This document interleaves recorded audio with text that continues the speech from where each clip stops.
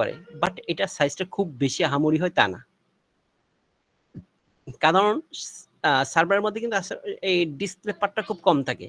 সাধারণত ডিসপ্লে পার্টটা যখন ইউজ করে, যখন এটাকে মেনটেনেন্স করা হয় তখন ডিসপ্লেটা থাকে, এছাড়া ডিসপ্লেটা লাগানো হয় না, প্রয়োজন হয় না। কারণ ওখানে ভিতরে যে হার্ডওয়্যার আছে, যে প্রসেসিং, ওই জিনিসগুলি খুবই পাওয়ারফুল থাকে। সাইজটা যে আহামরি খুব বড় তা না, ডেস্কটপের চেয়ে হয়তো একটু বড় হয়ে থাকে, এতটুকুই। বিভিন্ন আকারে হতে পারে, ছোট থেকে বড়। গতি খুব ফাস্টার, মানে কি সার্ভার অবশ্যই ফাস্টার, দ্রুত ব্যবহার, data storage, web hosting, net management, cloud service. আর এখানে উদাহরণ দেওয়া আছে ডেল, এসপি, এর অভাব নেই সার্ভারের। এবার আমরা আসি এমবেডেড কম্পিউটার। এমবেডেড কম্পিউটার জিনিসটা কি? এমবেডেড কম্পিউটার হচ্ছে কি, কোনো একটা নির্দিষ্ট কাজের জন্য যে কম্পিউটারটা তৈরি করা হয়, কোনো একটা নির্দিষ্ট কাজের জন্য, কোনো একটা নির্দিষ্ট ইস্যু বা কোনো একটা নির্দিষ্ট কাজ অথবা নির্দিষ্ট পারপাস সার্ভ করার জন্য এটা যখন তৈরি করা হয়ে থাকে। সাপোজ মনে করেন যে আপনার এখন যেই অনেক গাড়ি আছে যে নিজে নিজে চালায়, অথবা রোবট বলতে পারেন, সে রোবটে কাজ করার জন্য, অথবা মনে করেন যে একটা ডায়ালাইসিস মেশিন, এখানে একটা কম্পিউটার থাকে, অথবা মনে করেন একটা ফটোকপি বলতে পারেন, ফটোকপির মধ্যে একটা অপারেটিং সিস্টেম দেওয়া থাকে, একটা হার্ড ডিস্ক থাকে, প্রসেসর থাকে, এই সিস্টেমটা থাকে। সেটার জন্য কি এটা নির্দিষ্ট পারপাস সার্ভ করার জন্য এটা তৈরি করা হয়েছে। তো এই যে নির্দিষ্ট কাজ সম্পন্ন করার জন্য, যেমন স্মার্টফোনও বলতে পারেন, একটা নির্দিষ্ট সার্ভিস প্রদান করার জন্য, যদিও এটা এখন কম্পিউটার লেভেলে কাজ করে থাকে। এই যে এখানে হচ্ছে ওয়াশিং মেশিন, আইওটি ডিভাইস, গাড়ি, স্মার্টফোন, এগুলো হচ্ছে ব্যবহারের ক্ষেত্র। এমনকি আপনার কিন্তু এখন সায়েন্টিফিক ক্যালকুলেটর যেগুলি দেখতেছি, ওগুলির মধ্যে কিন্তু প্রসেসর থাকে। আগে সবচেয়ে বেশি ইউজ করা হতো জিলগ 80 নামে একটা প্রসেসর, মটোরোলা কোম্পানির। এখন অন্যান্য আরো কোম্পানি চলে আসছে। তাহলে এমবেডেড কম্পিউটার কি? ডাটা প্রক্রিয়াকরণের ক্ষমতা হচ্ছে সীমিত, নির্দিষ্ট কাজের জন্য ডিজাইন করা, আকারে খুব ছোট, অন্যান্য ডিভাইসের জন্য অন্তর্নির্মিত, আকারে খুব ছোট হয়ে থাকে। এবার আমরা আসি কোয়ান্টাম কম্পিউটার। এইটা হচ্ছে গিয়ে একটা স্পেশাল কম্পিউটার।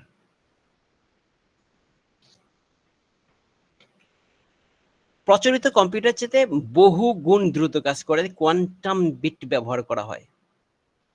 বর্তমানে বড়, তবে ভবিষ্যতে ছোট হতে পারে। মানে এখন এটা বড় আছে, তো ভবিষ্যতে আরো ছোট হওয়ার সম্ভাবনা আছে। প্রচলিত কম্পিউটার চেয়ে অনেক দ্রুত। এটা সাধারণত কিসের জন্য ইউজ করা হয়ে থাকে? জটিল গণনা কাজের জন্য, cryptographic, drug design, artificial intelligent. যেমন মনে করেন যে এখনকার যে এই এআই সফটওয়্যারগুলি যে চালানো হয়ে থাকে, চ্যাট জিপিটি, অথবা তারপর হচ্ছে কোপাইলট, সিরি, আরো আছে না কি জানি, আরো অনেকগুলি আছে। তো এইসব সফটওয়্যার এছাড়াও আরো আছে, যেমন মনে করেন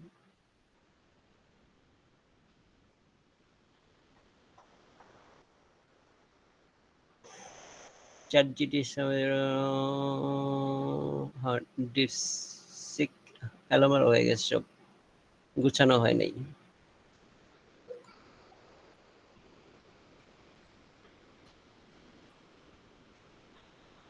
আচ্ছা, এরকম যত এআই সফটওয়্যারগুলি আছে, এই টাইপের যেই কাজগুলি করা হয়, সাধারণত নরমাল যে এআই সফটওয়্যারগুলি নির্দিষ্ট ছোট ছোট বিভিন্ন ধরনের ছবি, মুভি, বিভিন্ন ধরনের কাজ করে থাকে, এগুলির ক্ষেত্রে দেখা যায় একটু ছোট থাকে। কিন্তু যেমন চ্যাট জিপিটি বলেন, ডিপসিক বলেন, অথবা সিরি বলেন, এদের জন্য বড় বড় এরকম কি বলে কোয়ান্টাম বিট ব্যবহার করা হয়। আবার দেখা যায় ক্রিপ্টোগ্রাফিতে যে বিভিন্ন ধরনের মাইনিং করা হয়, ক্রিপ্টোগ্রাফি যে মাইনিং করে, ক্রিপ্টো প্রজেক্টে যে মাইনিং করা হয়, ওইগুলির ক্ষেত্রে এরকম কোয়ান্টাম প্রসেসিং ক্ষমতা সম্পন্ন কম্পিউটার ইউজ করা হয়। এবং জটিল গণনা কাজ, বিভিন্ন ধরনের কমপ্লেক্স ইকুয়েশন, বিভিন্ন রিসার্চ ফার্মেও দেখা যায় বিভিন্ন ধরনের যখন সিমুলেশন চালানো হয়, তখন এই ধরনের কোয়ান্টাম কম্পিউটার ইউজ করা হয়। হাইব্রিড কম্পিউটার, হাইব্রিড কম্পিউটার এখন দেখা যায় না, খুব কম। তবে কিছু কিছু ক্ষেত্রে ইউজ করা হয় নির্দিষ্ট কোনো ইন্ডাস্ট্রিতে, বিভিন্ন ধরনের মেশিনারিজের ক্ষেত্রে, অথবা বিভিন্ন ধরনের যে হসপিটালে বিভিন্ন মেশিনারিতে এটা আমরা দেখতে পাই। এই হাইব্রিড কম্পিউটারগুলি কি? যেসব কম্পিউটারগুলো অ্যানালগ এবং ডিজিটাল উভয় প্রক্রিয়াতে করণের ক্ষমতা রাখে। যেমন মনে করেন আমাদের যে কম্পিউটারগুলি আছে এগুলি কি? এগুলি ডিজিটাল কম্পিউটার।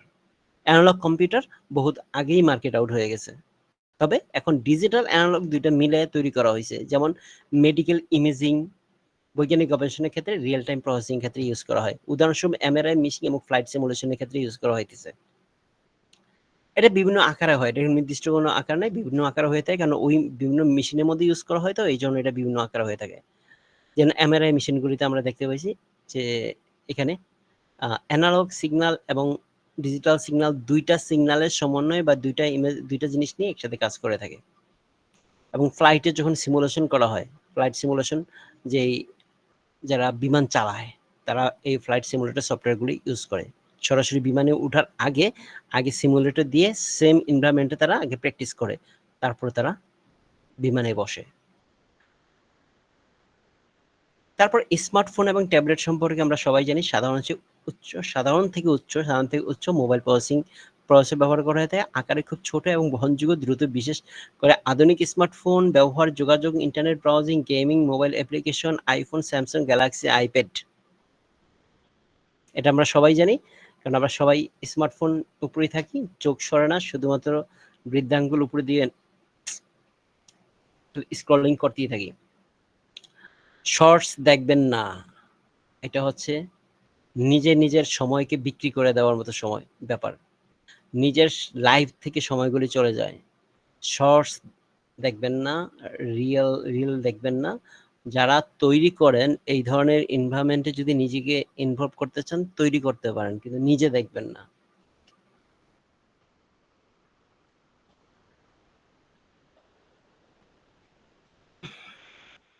সময় নষ্ট হয়। তাইলে এখানে আমরা যে জিনিসটা দেখলাম, এখান থেকে মনে করেন আপনাদের আসলে কিরকম আসবে, এই যে এতগুলি টপিকস থেকে হয়তো বা ২ মার্কের সর্বোচ্চ বা ১ মার্কের একটা কোশ্চেন আসতে পারে। হঠাৎ করে বললো কি লিখতে পারে, কোয়ান্টাম কম্পিউটার কি? তাই এগুলির ভিতরে সবচেয়ে ইম্পর্টেন্ট হচ্ছে যেমন super computer, mini computer, micro computer, work station, এটা সার্ভার কম্পিউটার। এগুলো বলতে পারে এই জিনিসটা কি, এর সম্পর্কে লেখো। এই ধরনের কোশ্চেন আসতে পারে। এগুলি চোখ বুলিয়ে যাবেন। এই জন্য বারবার বলছি জিনিসগুলা যাতে আপনাদের মনে থাকে। একটু চোখ বুলিয়ে গেলে আপনাদের মনে থাকবে ইনশাল্লাহ।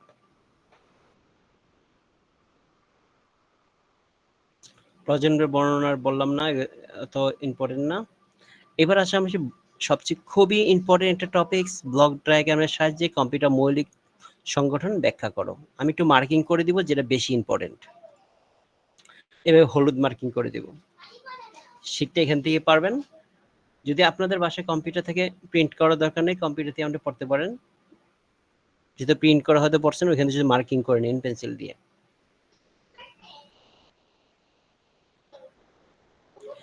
দেখেন, একটা কম্পিউটারের ডায়াগ্রামের সাহায্যে কম্পিউটার মৌলিক সংগঠন ব্যাখ্যা করো।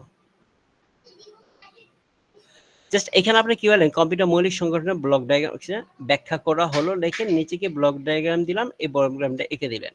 একটা ব্লক ডায়াগ্রামে দেখেন একটা কম্পিউটারে কিভাবে সে কাজ করে, তার মৌলিক সংগঠনের ব্লক ডায়াগ্রাম কিভাবে কাজ করে।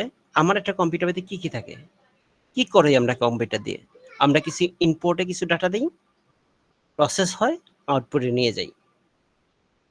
আবার কিছু কি করি, স্টোর স্টোর করে রাখি, সেকেন্ডারি ডিভাইসে স্টোরেজ করে রাখি। এই তো ইনপুট করি, প্রসেসিং হয়, আউটপুটে নিয়ে নিই। ইনপুট করি, প্রসেসিং হয়, আউটপুটে নিয়ে নিই। ইনপুট করি কি দিয়ে, ইনপুট ডিভাইস দিয়ে। আমরা একটা কম্পিউটার ইনপুট করি কি দিয়ে, ইনপুট ডিভাইস দিয়ে। আউটপুট নিই কি দিয়ে, আউটপুট ডিভাইস দিয়ে। ইনপুট ডিভাইসগুলো কি হতে পারে, কিবোর্ড, মাউস, স্ক্যানার, মাইক্রোফোন, তারপরে স্ক্যানার, স্ক্যানার তো বলছি, হ্যাঁ, মাইক্রোফোন, তারপর ওয়েবক্যাম, জয়স্টিক, আর কি আছে, পেন ড্রাইভ, টাচ স্ক্রিন।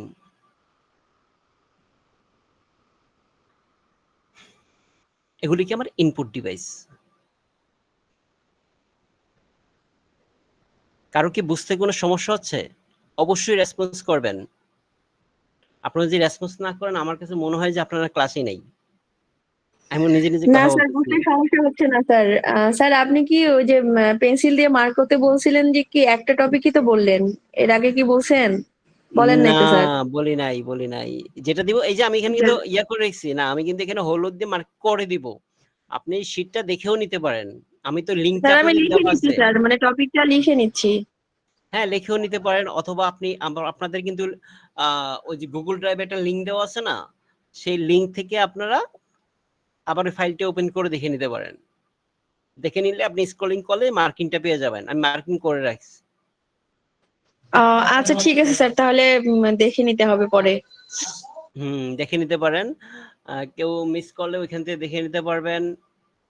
আরেকটা জিনিস হচ্ছে গিয়ে এই যে এই জিনিসটা দেখেন কম্পিউটারের কি বলতেছিলাম যে আমরা কি করি এটা কম্পিউটারে কিছু ইনপুট দেই ডাটা আউটপুট নেই মাঝখানে কি করি প্রসেসিং হয় আমি ইনপুট দেই কি ইনপুট দিই এবার বলে কি ইনপুট দিতে পারি ইনপুট ডিভাইসের মাধ্যমে তো ইনপুট দেই ইনপুট ডিভাইসগুলো কি সেটাও আমরা জানলাম আমরা ইনপুটটা দেই কি ডাটা আর দি সিগন্যাল আমরা ডাটা ইনপুট করি এবং সিগন্যাল ইনপুট করি ডাটা কি ডাটা হইতে পারে আমাদের টেক্সট ডাটা হইতে পারে ইমেজ ডাটা হইতে পারে আমাদের ভয়েস সাউন্ড ডাটা হইতে পারে একটা ফটো ডাটা হইতে পারে আমাদের একটা স্ট্রিং হইতে পারে একটা ক্যারেক্টার হইতে পারে কিছু নিউমেরিক কি কিছু সিম্বল এইটা হচ্ছে ইনপুট এর ডাটা আর ইনস্ট্রাকশন আমরা কিভাবে দিয়ে থাকি ইনস্ট্রাকশন দিতে পারি বিভিন্ন কমান্ড লিখে ইনস্ট্রাকশন দিতে পারি আমরা মাউসের মাধ্যমে পয়েন্টিং করে যেমন এই যে আমাদের মাউসের এখানে যখন এই যে লম্বালম্বি যেটা ঘুরতেছে এটাকে আমরা কি বলি কার্সর বলি আবার কি বলি পয়েন্টার বলি যখন এটাতে পয়েন্টিং করব তখন আমরা বলি পয়েন্টার আর যখন কোনো টেক্সট এডিটর সফটওয়্যারের মধ্যে যখন থাকে তখন দণ্ডায়মানটা রেখা থাকে তখন এটাকে বলে আমরা কার্সর পয়েন্টার আর এই পয়েন্টিং ডিভাইসের নাম কি যদি বলে আপনাকে একটা পয়েন্টিং ডিভাইসের নাম বলেন তাহলে কি বলবেন মাউস অথবা জয়স্টিক এগুলি কি পয়েন্টিং ডিভাইস তারপর আমরা কি এই কিবোর্ডের মধ্যে কমান্ড লিখে দিতে পারি পয়েন্ট করে ইনস্ট্রাকশন দিতে পারি তাহলে অথবা কোনো একটা ডিভাইস থেকে সাউন্ডের মাধ্যমে ইনস্ট্রাকশন দিতে পারি ভয়েস কমান্ডের মাধ্যমে ইনস্ট্রাকশন দিতে পারি তো ইনপুট ডিভাইসের মাধ্যমে আমরা ডাটা এবং ইনস্ট্রাকশন দিয়ে থাকি এই অনুসারে কি করে প্রসেস করে কম্পিউটার প্রসেসিং ইউনিটটা সেটাকে প্রসেস করে এই প্রসেসিং ইউনিট যেটাকে আমরা বলতেছি এই যে CPU control processing unit CPU যেটাকে আমরা কম্পিউটারকে বলি অনেক সময় সিপিইউ একটা সিপিইউ বানিয়ে নিয়ে আইছি একটা সিপিইউ কিনে নিয়ে আইছি এই জন্য বিভিন্ন ধরনের ডায়লগ আমরা শুনি এটা মূলত আমাদের টোটাল শুধু প্রসেসিং ইউনিটটাকে আমরা বলতেছি সিপিইউ আর এইটার ভিতরে থাকতেছে কি control unit CU control unit arithmetic logic unit আর থাকতেছে মেমোরি ইউনিট ঠিক আছে তাহলে এই কন্ট্রোল প্রসেসিং ইউনিট সিপিইউ যেটা হচ্ছে এই যে শুধুমাত্র একটা অংশ আর মেমোরি ইউনিট থাকতেছে RAM ROM secondary memory HDD এবং এসএসডি আরেকটা থাকতেছে কি এটা হচ্ছে আমাদের কন্ট্রোল ইউনিটের মাধ্যমে সে কি করে এটা প্রসেসিং করে মানে প্রসেসিং করে আমাদেরকে ডাটা এবং কমান্ড ইনস্ট্রাকশনকে প্রসেস করে আর হচ্ছে আউটপুট ডিভাইসে আমরা কি করি প্রসেসকৃত ডাটাটাকে আমরা পেয়ে থাকি এই প্রসেসকৃত ডাটাটাকে আমরা যেটা পেয়ে থাকি সেটা আমরা কিভাবে পাই সাউন্ড আকারে পাই স্পিকারে প্রিন্ট আকারে পাই প্রিন্টারে ডিসপ্লেতে আমরা দেখতে পাই মনিটরে আর পেন ড্রাইভের মধ্যে পরবর্তী ইউজ কোনো পোর্টেবল ডিভাইসে অথবা ইন্টারনেটের মাধ্যমে আমরা পাঠিয়ে দিতে পারি অন্য জায়গায় মেইল আকারে এগুলো হচ্ছে আমাদের আউটপুট ডিভাইসে আউটপুট ডাটা পেয়ে থাকি অথবা আমরা স্টোর করে রাখতে পারি পরবর্তীতে প্রসেস করার জন্য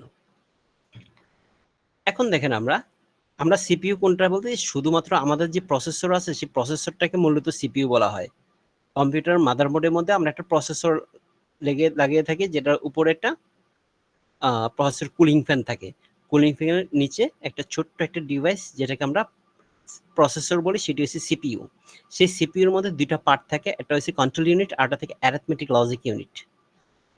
লজিক ইউনিট মানে কি অ্যারিথমেটিক এবং লজিক্যাল কাজগুলি যে ইউনিটে সম্পূর্ণ করে থাকে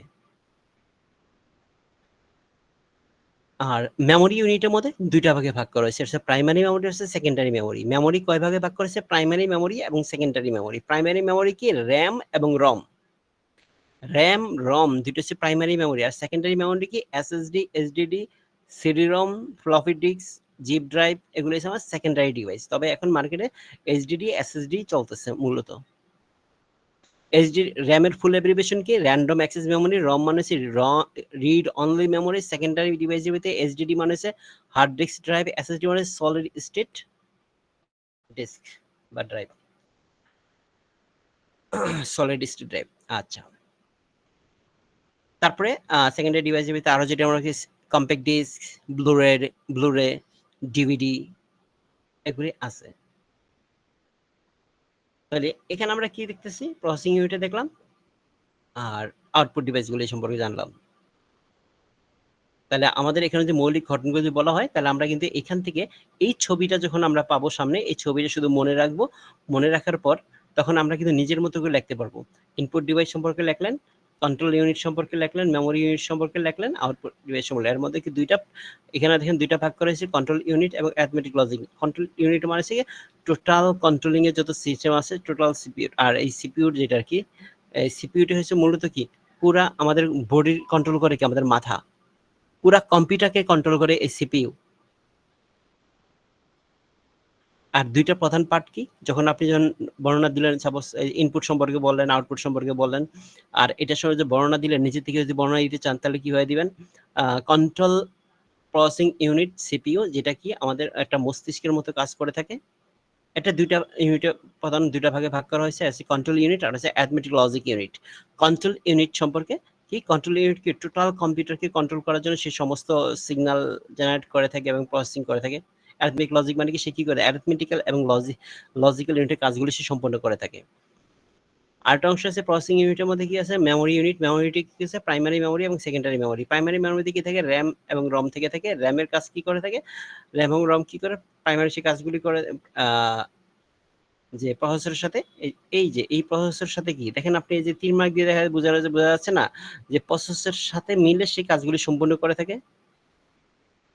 সেকেন্ডারি ডিভাইস এবং এই যে স্টোরেজ ডিভাইস, দেখেন এই মেমোরি ইউনিটের সাথে ডাটা আদান প্রদান করে, দেখেন যাচ্ছে এবং আসতেছে, দিয়ে সম্পূর্ণ করে থাকে এবং প্রসেস কমপ্লিট হয়ে গেলে সে কি করে? আউটপুটে পাঠিয়ে দেয়।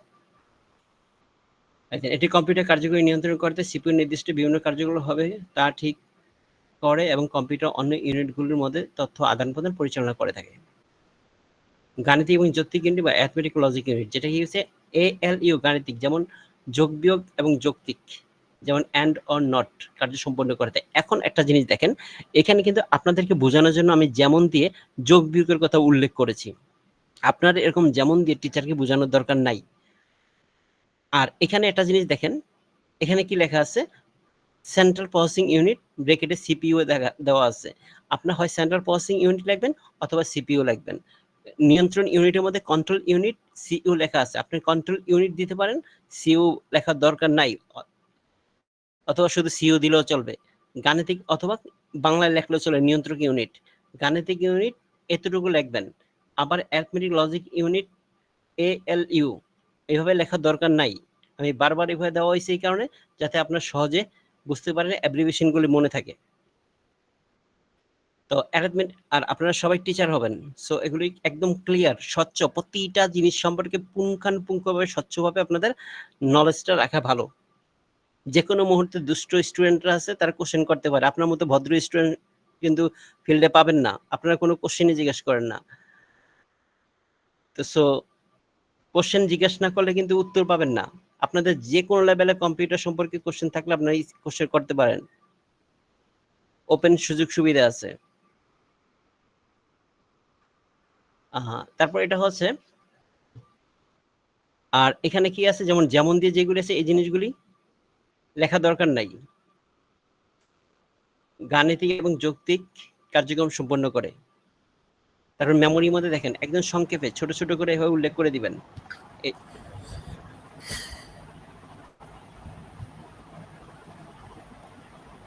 কে যেন দীর্ঘশ্বাস ছাড়লো, আমি দীর্ঘশ্বাস শুনতে চাচ্ছি না, ভালো কিছু শুনতে চাচ্ছি, কোশ্চেন শুনতে চাই।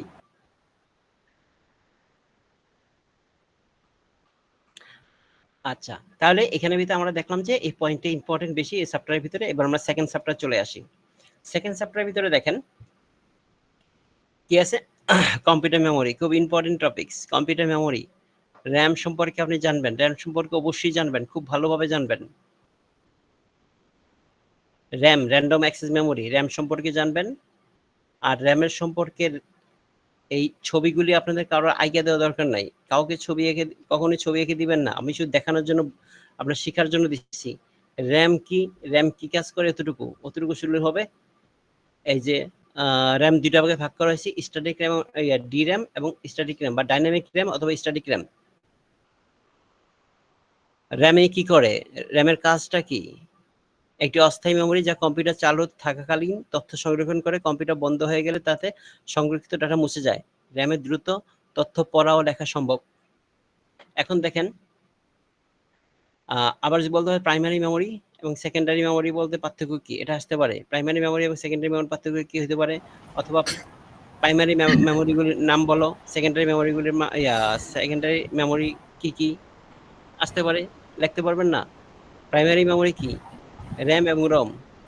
আর secondary memory, secondary storage device হচ্ছে কি, বা সেকেন্ডারি মেমোরি হচ্ছে HDD, SSD। আর রম সম্পর্কে জানবেন, ছোট, ছবি দেওয়া দরকার নাই। এইবার আসেন আপনি আসসালামু আলাইকুম স্যার। ওয়ালাইকুম আসসালাম। স্যার ভালো আছেন স্যার? আলহামদুলিল্লাহ। স্যার একটা কোশ্চেন ছিল স্যার। অবশ্যই। স্যার আপনি যে টপিকসটা নিয়ে আলোচনা করতেছেন যে শীটের মাধ্যমে, স্যার এই শীটগুলো কি আমরা স্যার পরবর্তীতে কি ডাউনলোড করে নিয়ে রাখতে পারবো বা আমরা সংরক্ষণ করে রাখতে পারবো স্যার? আমি তো সংরক্ষণ করার জন্য লিংক দিয়ে দিছি। এখনো সংরক্ষণ করেন নাই কেন? স্যার আমরা তাহলে গ্রুপের, জি স্যার, ওইখানে আপনি যেটা ড্রাইভে দিয়ে দিয়েছেন স্যার, ওইটার মধ্যে কি সবকিছু আছে স্যার এখানে? সব আছে। প্রত্যেকটা মানে প্রত্যেক সাবজেক্ট না, আমি ওকে যে সাবজেক্টগুলি আলোচনা করি সবকিছু আছে। আমি আপনাদের বলি যে আপনাদের সেই লিংক থেকে আর কি, সেই জায়গা থেকে আমি দেখতেছি আপনাদের শেয়ার দেওয়া হয়েছে এই অংশটা, এইটা শেয়ার দেওয়া হয়েছে, বুঝছেন এই জিনিসটা, এই কম্পিউটার ফান্ডামেন্টাল অ্যাপ্লিকেশন। জি স্যার। এখানে মূলত এই টপিকসটা দরকার নাই, এটা আমি বাদ দিয়ে দিই। এটা প্রয়োজন নাই, এটা ডিলিট করে দিলাম, কারণ 1 থেকে 4 পর্যন্ত এখানে আছে। যখন আমি আলাদা আলাদা ক্লাস নিয়েছিলাম, আলাদা আলাদা দিয়েছিলাম, বাদ এখানে স্যার ফুল গত ক্লাসে তো বলছিলেন যে আমাদেরকে মানে আগে সব শিটগুলো দেবেন, তা আমি তো সেই লিংক পাইনি। আগে শীট তো, সবই শীট এখানে আছে, সবগুলি আছে তো। আমি তো কোনো লিংক পাইনি স্যার। লিংক পাননি? আমি না একটু লিংক, বলেন যে লিংকের মাধ্যমে দেবেন গতবার, মানে হ্যাঁ গত ক্লাসে অবশ্যই বলছিলেন। লিংক দিয়ে দিয়েছি, আমি দেখাচ্ছি, দাঁড়ান দাঁড়ান, স্যার লিংক একটা পাবেন আমি দেখেন। তো পাইনি স্যার, গুগল কিন্তু কোনো স্যার শিটে আমার কাছে আমাদের নাই। আমাদের এই এই সেমেস্টারে যে যে সাবজেক্টগুলো পরীক্ষা হবে সেগুলা কি আমাদের এইগুলা লিঙ্কই, মানে এইগুলা পিডিএফই? না না না না না না, এখানে শুধুমাত্র আমি যে সাবজেক্টগুলো নিচ্ছি, ও আচ্ছা আচ্ছা। এখানে যে সাবজেক্টগুলি আছে আমি বলতেছি। এই দেখেন এখানে এই যে লিংকটা, আপনারা কি এই গ্রুপে আছেন? ICT ব্যাচ 2025 কম্পিউটার টেকনোলজি, জি জি জি। রাইট এই স্যার। গ্রুপের মধ্যে দেখেন এই যে দেখা আছে 2025 ক্লাস শিট খান জি গুগল স্যার এটা ড্রাইভ। পাইছি। এই লিংকটা পেয়েছেন না? এই লিংকটি হচ্ছে, জি দেখেন জি এই স্যার। লিংকটা আমি যখন ওপেন করব সাথে সাথে ওই ফাইলগুলি দেখতে পাবেন, যে ফাইলটা ড্রাইভে আমি ওপেন করেছি। ড্রাইভে দেওয়া আছে, স্যার। জি হ্যাঁ, এই যে কোশ্চেন, যেগুলো আপনি ICT এন্ড পড়াচ্ছেন স্যার কম্পিউটার, এগুলোই হ্যাঁ পাবো আমরা। এগুলি পাবেন এখান থেকে, যে computer fundamental, data structure algorithm এবং ICT and computer office application. জি কোশ্চেন স্যার, এগুলো স্যাম্পল, সবই এগুলো হ্যাঁ সবই পেয়েছি স্যার, ডাউনলোড করে নিয়েছি। হ্যাঁ হ্যাঁ, এই কোশ্চেন স্যাম্পল আছে, আগে কোশ্চেন কিরকম হবে সেই স্যাম্পলগুলো এখানে দেখতে পারবেন। এবং সেমিস্টার, ফার্স্ট সেমিস্টার টোটাল সিলেবাসটা এখানে দেওয়া আছে, এবং কোর্স স্ট্রাকচার, কোন মার্কের পরীক্ষা কখন প্র্যাকটিক্যাল হবে, কতটুকু থিওরি হবে, সব এখানে দেওয়া আছে। কারিকুলাম সব ডিটেলস দেওয়া আছে, আপনি এখানে পাবেন। শুধুমাত্র শীট পাবেন এই 3 সাবজেক্টের, ICT and computer application, data structure algorithm এবং computer fundamentals and operating system. সবাই কি ক্লিয়ার? জি স্যার। জি স্যার। স্যার জি আপনি স্যার। কি আপনার হ্যালো হ্যাঁ বলেন বলেন বলেন। স্যার, আমি তো আগে কোনো লিঙ্কই পাইনি, তা আজকে কি আবার দেবেন, লিঙ্ক দেবেন? এই যে লিংক দেওয়া আছে তো, আপনি এই ইয়াতে ঢুকেন, আইসিটি স্যার ব্যাচ ঢুকে এটা একটু উপরের দিকে যান, আর আপনি যদি না যেতে চান আমি আবার দিয়ে দিচ্ছি লিংকটা, কপি লিংক। এখন দেখেন এই যে এখন দিয়ে দিলাম লিংকটা, এখন এনশিওর করেন সবাই পেয়েছেন কিনা। স্যার দান দেখছি, দেখি। হ্যাঁ এবার মনে এসছে। জি স্যার, পাওয়া গেছে। পাওয়া গেছে। আচ্ছা, ওই লিংকটা আবার দিয়ে দিলাম, যদি প্রয়োজন হয় আবার দিব, কোনো সমস্যা নাই, কিন্তু আমার একটাই রিকোয়েস্ট থাকবে, পড়াশোনা করেন। জি স্যার, অবশ্যই। পরীক্ষা স্যার পাস করে যাবেন। পরীক্ষা পরীক্ষার পাস, হ্যাঁ ডেট কবে বলেন। দিবে এমন আনুমানিক কোনো আইডিয়া? আনুমানিক সামনের মাসই হয়ে যাবে, মাঝামাঝির আচ্ছা। দিকে ধরে রাখেন, মাঝামাঝির দিকে হয়ে যাওয়ার সম্ভাবনা স্যার বেশি। আপনার সাবজেক্ট গুলো তো পাচ্ছি, অন্যান্য সাবজেক্ট গুলো তো স্যার পাচ্ছি না। আপনারা একটু আপনাদের কোর্স কোঅর্ডিনেটরের সাথে একটু কথা বলবেন। জি স্যার, ঠিক আছে ঠিক স্যার। আছে, ওই ঠিক বিষয়টা আছে, আমি থ্যাংক ইউ ঠিক স্যার। অন্য পরে স্যারদের বলবেন। সাথে আমি তো বলতে পারছি না। কোর্স কোঅর্ডিনেটর যে আছে তার ওনার সাথে কথা বলেন, আপনি পেয়ে যাবেন অন্যগুলো ইনশাল্লাহ। সবাই অন্য সব সেমিস্টারে আমি দেখছি সবাই ভালোভাবে পেয়ে গেছে, আপনারাও পেয়ে যাবেন ইনশাল্লাহ। তবে পড়াশোনাটা একটু করবেন আসসালামু আলাইকুম স্যার। যতটুকু ফাঁকে পান। স্যার আসসালামু আলাইকুম। ওয়ালাইকুম আসসালাম। স্যার যে গ্রুপটা আপনি ওই যে পিডিএফটা দিছিলেন লিংকটা, ওই গ্রুপে স্যার আমরা অ্যাড নাই, আমাদেরকে অ্যাড করেন, আসলে বিষয়টা বুঝতে পারছি না। আচ্ছা আমি দেখি আপনি কোন গ্রুপের সাথে আছেন। আমরা তো আজকে আইসিটি টেকনোলজি 2025 ব্যাচ, এটা লেখা। আইসিটি টেকনোলজি, জি কোনো সমস্যা নাই, আমি ওখানে দিয়ে দিচ্ছি। হ্যাঁ, এটা আছে। আমি সব গ্রুপের সাথেই আছি। আচ্ছা স্যার। পেয়েছেন? জি স্যার, জি স্যার, ঠিক আছে। আচ্ছা স্যার গত 2-3টা ক্লাস আমি করতে পারি নাই, কারেন্ট মানে থাকছিল না, যেহেতু সেই মানে ওয়াইফাই ছিল না, যার কারণে করতে পারিনি। তো ওই ক্লাসগুলো স্যার মানে এইগুলো শীটের উপরে নেওয়া হয়েছে স্যার, নাকি স্যার অন্য কোনো? না না, এই শীটের মধ্যে আমি নিয়েছি, ঠিক আছে, এই জি শীটের মধ্যে নিয়েছি। তবে আপনার এই ব্যাপারে কোনো সমস্যা নাই। আমি এই ক্লাসগুলি যেটা হইতেছে, এই ক্লাসগুলি যে আপনি যে করেন এটা কিন্তু রিভিউ ক্লাস হচ্ছে, জি এটা হবে। আপনি এছাড়াও আপনি যদি এখানে সবগুলি দেখেন, আপনার যদি কোনো এক্সট্রা প্রয়োজন হয় যে কোনো টপিকস বুঝতে পারেন না, আপনি শীটগুলি পড়েন, না বুঝতে পারলে বলবেন, আমি ওই টপিকসের উপরে প্রয়োজনে এক্সট্রা ক্লাস নিয়ে আপনাদের জন্য দেখাবো, এক্সট্রা সময় জি ব্যয় স্যার, করবো। জি ওইটা স্যার, নিয়ে ধন্যবাদ। সমস্যা নেই, শুধু আমি চাই যে আপনারা পড়েন, আমি চাই আপনারা শিখেন, পরীক্ষা পাস করবেন। পরীক্ষা পাস নিয়ে চিন্তা করার দরকার নাই, শিখার জন্য পড়েন, আপনারা টিচার জি হবেন, অবশ্যই, আপনারা অবশ্যই আরেকজনকে স্যার, আপনারা এইভাবে শিখবেন যাতে আরেকজনকে শিখাইতে পারেন। যে অবশ্যই। হ্যাঁ, যখন একটা টপিকস নিয়ে এই টপিকসগুলির উপরে সিলেবাসটা ধরে শিখেন, এমন ভাবে শিখেন যাতে আপনি যে কেউ আপনাকে কোশ্চেন করে যাতে আপনার কাছে উত্তর পায়, যে জি কোনো স্যার। ধরনের। ইনশাল্লাহ আপনারা ভালো করবেন। আচ্ছা আমরা একটু স্যার দেখি। আপনার সাবজেক্ট গুলোর ফুল কোর্সের পিডিএফ কি এখানে আছে স্যার? আছে। জি স্যার।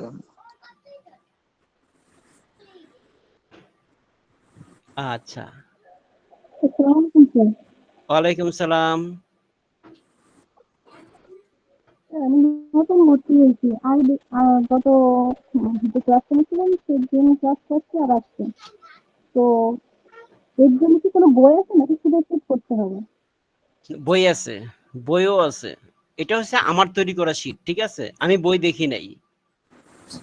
আমি জানি যে মার্কেটে একটা বই আছে আপনাদের, একটা বই আছে, তো বইটা বইটার আপনি নাম কি একটু আপনার বলা যাবে? আপনার বইটার নামটা তো আমি ঠিক বলতে পারি না। আপনাদের সাথে যারা এই যে গ্রুপে আছে আপনার সহপাঠী, ওনাদের সাথে এটাও যোগাযোগ করতে পারেন, আর অথবা আপনার কোর্স কোঅর্ডিনেটর যে আছে ওনার সাথে যোগাযোগ করলেও আপনি বইটা পেয়ে যাবেন। আপনার ইনস্টিটিউটে বইটা আছে। হবে সেগুলো কি আহ, মানে প্রিন্ট আউট করাগুলো কি পাওয়া যাবে নাকি আমাদের এখান থেকেই ডাউনলোড দিয়ে নিয়ে প্রিন্ট নিতে হবে? কোনটা কোনটা? মানে আমি ফোনে পড়তে পারি না, সমস্যা হয়। তো সিটগুলো যদি হাতে পাইতাম সেই জন্য বলতেছি, এটা কি আমার প্রিন্ট আউট করে নিতে হবে ডাউনলোড দিয়ে, নাকি এটা আপনারা দিবেন বা আপনাদের অফিসে যে ট্রান্সফার করা যাবে? কোনটা এই শীট?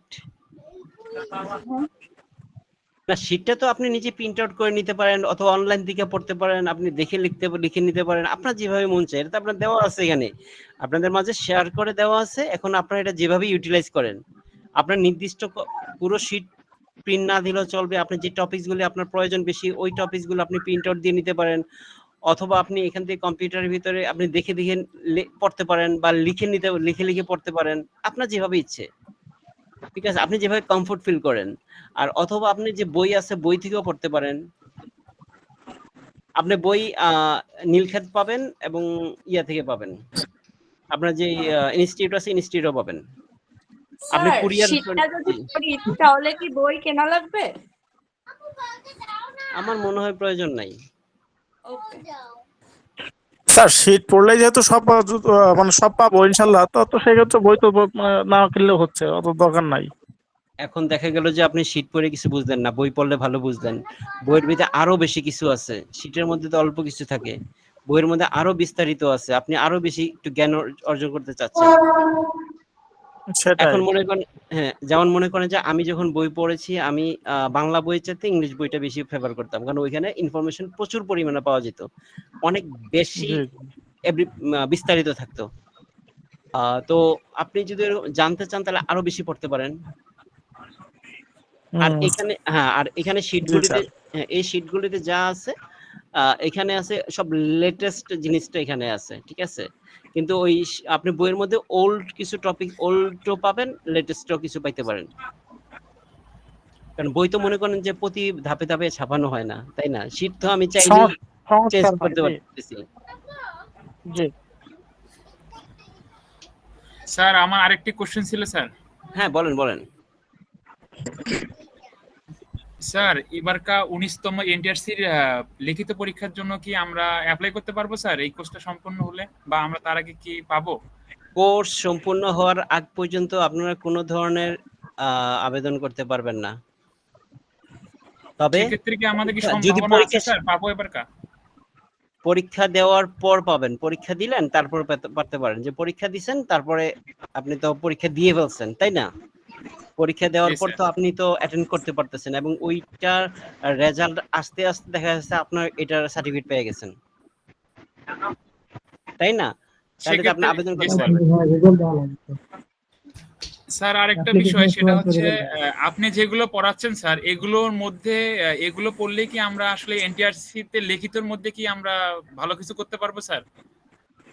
আশা করা যায়। নাকি এক্সট্রা কোনো বই পড়তে হবে স্যার? মনে হয় না। ওকে, থ্যাংক ইউ স্যার। আশা করা যায়। জি স্যার। আমরা যে মাস্টার্স করছি ওর সাথে কোনো এনটিএসএর কোনো সম্পর্ক আছে? লিখিত সম্পর্ক আছে? কি জানি বলছিলেন?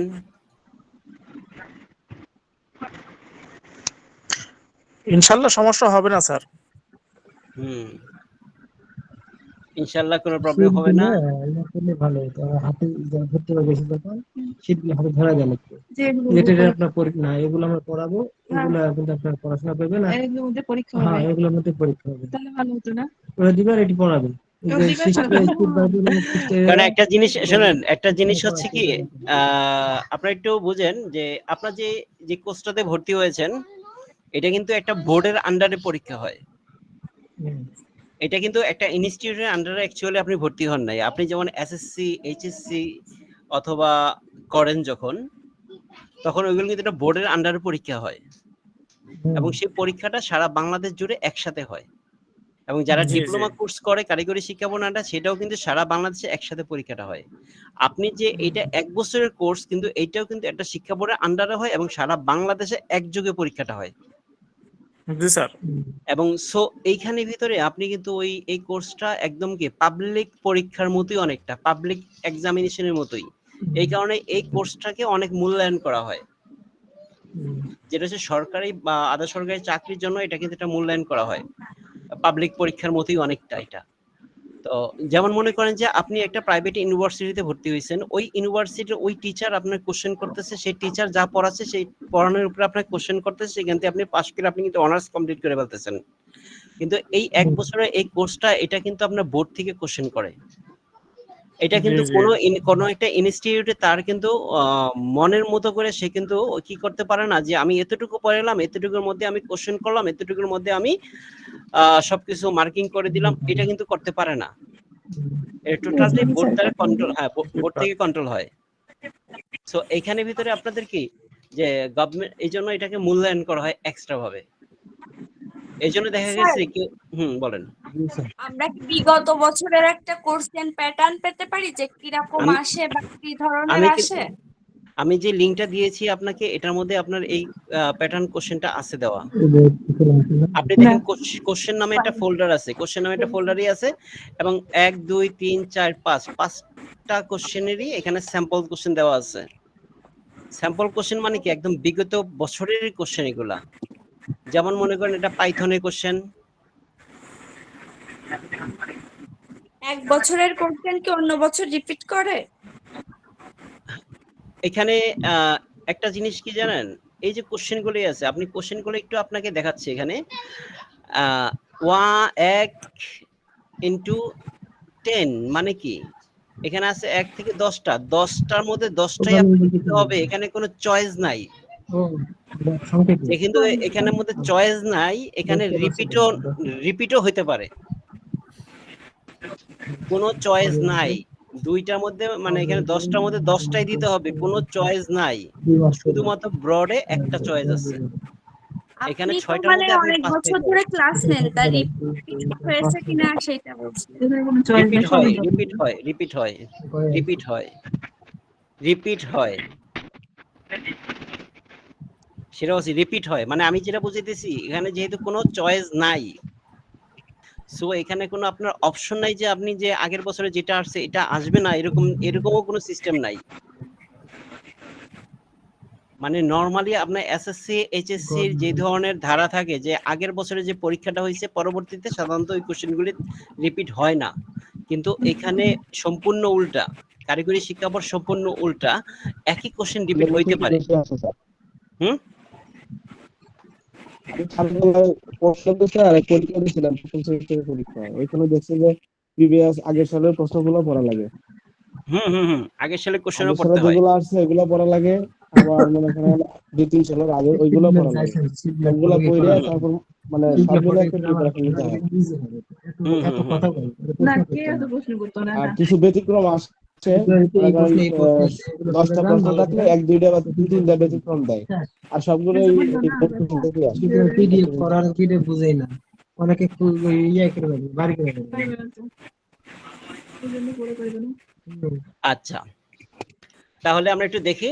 তো আমরা জানলাম কি, র্যাম সম্পর্কে জানলাম। আমাদের এই ছবিগুলি দেওয়া দরকার নাই। এবার আসি রম। রমটা কি? Read only memory. এই রমের মধ্যে দেখেন কতগুলো প্রকারভেদ আছে, এটা খুব ইম্পর্টেন্ট। এই রম সম্পর্কে আপনারা ডিটেইলস জানবেন। এখানে কিন্তু এটা দেওয়া নাই, জাস্ট পরবর্তী আমরা দেখব।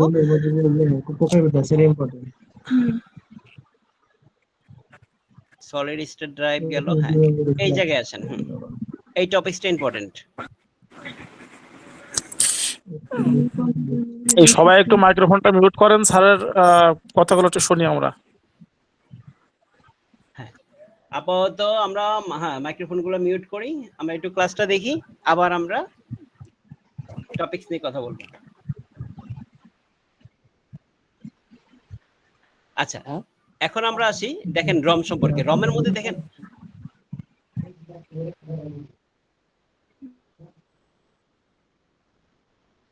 একটু মাইকটা অফ করে দিই আমরা।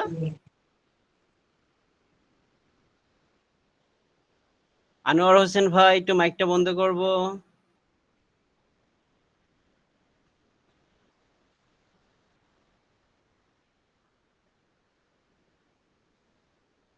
আচ্ছা, এখন আমরা দেখি কি যে কয়েকটা জিনিস এখানে, র্যাম, রম, পিরম, ইপিরম এবং ইইপিরম। এই তিনটা জিনিস, এই টোটাল করে 5টা জিনিস সম্পর্কে আমাদের কিন্তু একটু আলাদা আলাদা দেখতে হবে, কারণ এই প্রত্যেকটা জিনিসই খুব ইম্পর্টেন্ট। র্যাম, রম, পিরম, ইপিরম, ইইপিরম। র্যাম সম্পর্কে আমরা আগেই দেখছি যে র্যাম সম্পর্কে আমি এটা মার্কিং করেছিলাম, র্যামটা ইম্পর্টেন্ট দেখার জন্য। র্যাম দেখবেন, রম দেখলেন। এবার আমরা সামনে যে জিনিসগুলি আছে যে পিরম। Programmable read only memory, electrical programmable read only memory, erasable programmable read only memory, electrical erasable programmable read only memory, যেটাকে তো এখানে দেখেন একটা বলছে আমরা রম আর হচ্ছে পিরম। পিরমের আরেকটা নাম হচ্ছে মাক্স মেমোরি। আর ইইপিরমের আরেকটা নাম হচ্ছে কি ফ্ল্যাশ ড্রাইভ। এই ইইপিরম যখন আসছে মার্কেটে তখন একটা রেভলিউশন হয়ে গেছে। তো এই কারণে ইইপিরমটা সবচেয়ে বেশি ইম্পর্টেন্ট। ইইপিরম, আমরা ইইপিরম সম্পর্কে একটু কথা বলি। এখানে দেখি, এই যে electrical erasable programmable read only memory, full abbreviation. EEPROM এর ফুল অ্যাব্রিভিয়েশনটা জানাটা খুব important. Electrical erasable programmable read only memory. তো ইলেকট্রিক্যালি এটা কি করে মুছা যায়, তার বৈশিষ্ট্য পুনর্লিখন করা যায়, পুনরায় লেখা যায়। এটা পুনরায় লেখা সম্ভব সাধারণত কয়েক হাজার বার পর্যন্ত। ইপিরমে কিছু ইলেকট্রিক্যাল মুছে ফেলা যায় এবং পুনরায় লেখা যায়, এবং এটি পুনরায় লেখা সম্ভব সাধারণত কয়েক হাজার পর্যন্ত। দ্রুত অ্যাক্সেস ইপিরম এর মাধ্যমে দ্রুত তথ্য প্রবাহ সম্ভব হয়, খুবই ফাস্টার। ইলেকট্রিক্যাল হয়ে গেছে, এটা ইলেকট্রিক্যালে মুছে ফেলা যায়। ফ্ল্যাশ মেমোরি ইপিরমের মতোই এটি ইলেকট্রিক্যালি মুছে ফেলা যায়, মানে ফ্ল্যাশ মেমোরি যেটা বলছি। ইপিরমের আরেকটা নাম হচ্ছে ফ্ল্যাশ মেমোরি। দ্রুত এবং portable flash memory, USB flash drive, SSD ইত্যাদি ব্যবহার করা। এটি দ্রুত এবং পোর্টেবল। মানে এখান থেকে কি বুঝতে পারতেছি আমরা, এই প্রথম কিন্তু রম ছিল, যে রমটা, রমে মানে কি রিড অনলি মেমোরি, নামটাই কিরকম, শুধুমাত্র পড়া যাবে, লেখা যাবে না। কিন্তু এখন আমাদের যে পেন ড্রাইভ আমরা ইউজ করতেছি, যে সলিড স্টেট ড্রাইভ বা এসএসডি যেটা ইউজ করতেছি, এগুলি সবই রম দিয়ে তৈরি, যেটা হচ্ছে ইইপি রম, যেখানে শুধু রিড না, রিড রাইট সব কিছু করা যায়, ভাঙ্গে ছিঁড়ে ফেলা যায় সবকিছু। এবং এটা যুগে একটা বিশাল পরিবর্তন আসতেছে। আমাদের যে হার্ড ডিস্কের বিকল্প হিসেবে ইউজ করতেছি, খুবই ফাস্টার, এবং আরো ফাস্টার আসতেছে। ক্লক স্পিড অনেক বেড়ে যাচ্ছে, রিড রাইট স্পিডও অনেক বেশি হয়ে যাচ্ছে। প্রসেসরের সাথে পাল্লা দিয়ে স্পিড বাড়াচ্ছে। আগে ছিল র্যামের স্পিড সবচেয়ে বেশি, এখন র্যামেরও টেক্কা দিচ্ছে, এখন র্যামের স্পিডও বাড়াইতে হয়েছে। এখন কি DDR5 চলে আসছে, DDR4 এর প্রায় দ্বিগুণের চেয়েও বেশি হয়েছে DDR5 এর স্পিড। তো এখন দেখেন, তাহলে এই যে বলছে এই ইইপিরম আইসা যখন মার্কেটে যখন চলে আসলো ইইপিরম, দেন ইলেকট্রিক্যালি এটাকে মুছা যাচ্ছে, রিড করা যাচ্ছে, ফরম্যাট করা যাচ্ছে, বিভিন্নভাবে সাজানো যাইতেছে, এর ক্লক স্পিড বাড়িয়ে দিয়ে এবং তাদের মেকানিজম চেঞ্জ করে আরো ফাস্টার করা যাচ্ছে। তখনই এটার কি ডিমান্ড আরো বেশি বেড়ে যাচ্ছে, এবং এটা মাল্টিপারপাস বিভিন্ন পয়েন্টে বিভিন্ন ক্ষেত্রে এটা ইউজ করা শুরু হয়ে গেল। সরে যাওয়ার পর কি হয়েছে, এটা সাইজ কি একদম নর্মালি একটা আইসির মতো, ছোট্ট একটা আইসির ভিতরে আমরা সবকিছু করতে পারতেছি। তো পুরা রেভলিউশন করে ফেলছে। তাহলে ইইপিরমের মধ্যে কি electrical erasable programmable read only memory, সেটা পুনরায় লেখা যায়, পড়া যায়, আর এখানে দ্রুত অ্যাক্সেস করা যায়। এটা আরেকটা নাম হচ্ছে ফ্ল্যাশ মেমোরি। এটা হচ্ছে ফ্ল্যাশ মেমোরি মতোই, এটি ইলেকট্রিক্যালি মুছে ফেলা যায়, দ্রুত এবং portable. Flash memory, USB flash drive, SSD ইত্যাদিতে ব্যবহার করে, এটি দ্রুত এবং পোর্টেবল।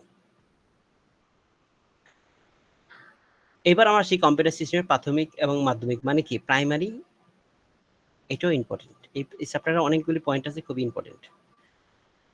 কম্পিউটার সিস্টেমের প্রাইমারি এবং সেকেন্ডারি মেমোরি কাজ। প্রাইমারি মেমোরিগুলি কি কি, র্যাম এবং রম, এর কাজগুলি কি এটা আমরা দেখব। আর সেকেন্ডারি মেমোরি কি, অনেক সময় কি প্রাথমিক এবং মাধ্যমিক এখানে লেখা হয়েছে বাংলায়, মানে মূলত হচ্ছে প্রাইমারি মেমোরি এবং সেকেন্ডারি মেমোরির কাজটা কি, মানে প্রাইমারি মেমোরি আর সেকেন্ডারি মেমোরির ফাংশন বলতে পারেন। এবার আমরা আসি প্রাইমারি মেমোরিতে কাজটা কি। প্রাইমারি মেমোরি কি কাজ করে? প্রাইমারি মেমোরিতে যখন প্রসেসর কোনো ডাটা নিয়ে কাজ করে থাকে, তখন সে কি করে, র্যাম থেকে বা রম থেকে নিয়ে কাজটা সম্পূর্ণ করে থাকে, মানে র্যাম থেকে নিয়ে কাজটা সম্পূর্ণ করে থাকে।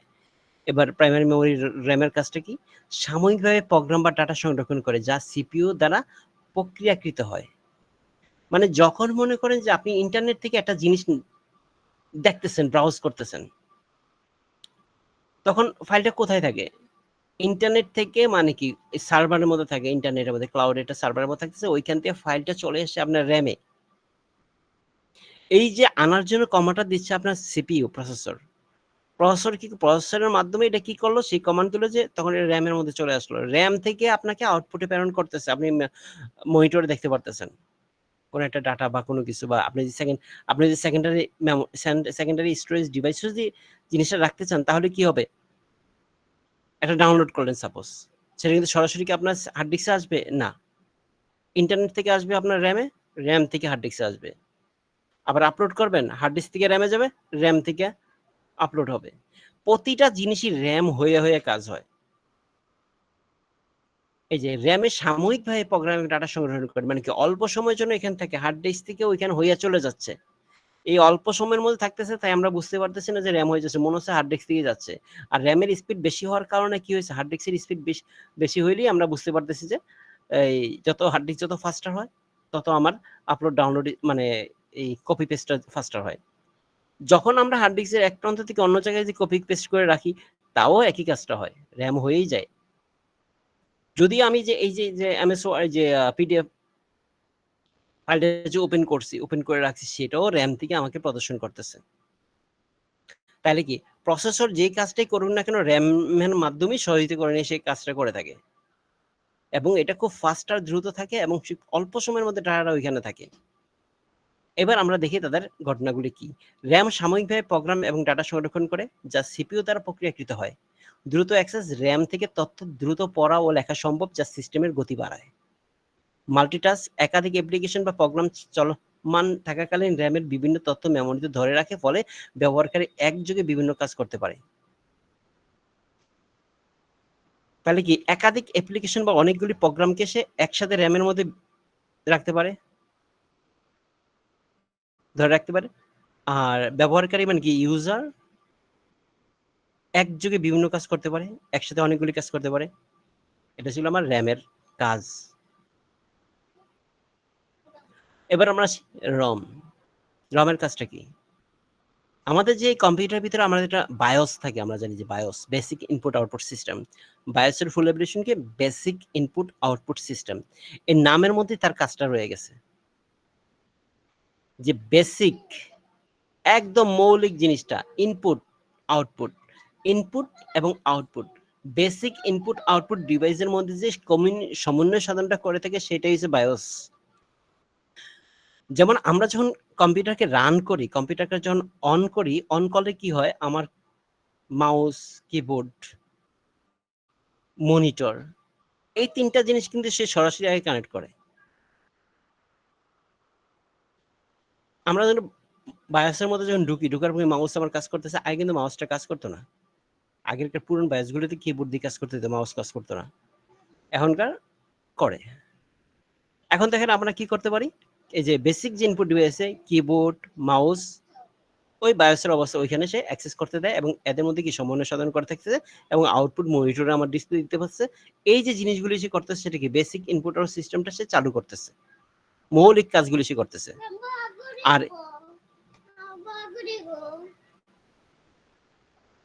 তো এই কাজটা যে করতেছে, সেটা হচ্ছে কি আমাদের র্যাম করতেছে। আচ্ছা, এক সেকেন্ড একটু ইন্টারাপ্ট।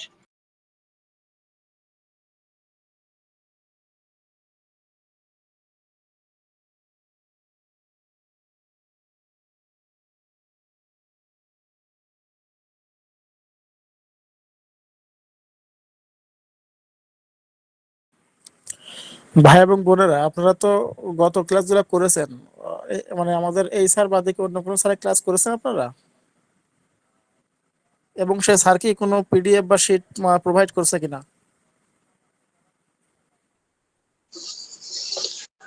পিডিএফ এর শিট গুলা মোটামুটি মেসেঞ্জার গ্রুপেও দেওয়া আছে, আবার হোয়াটসঅ্যাপ গ্রুপেও আগে দেওয়া ছিল আর কি।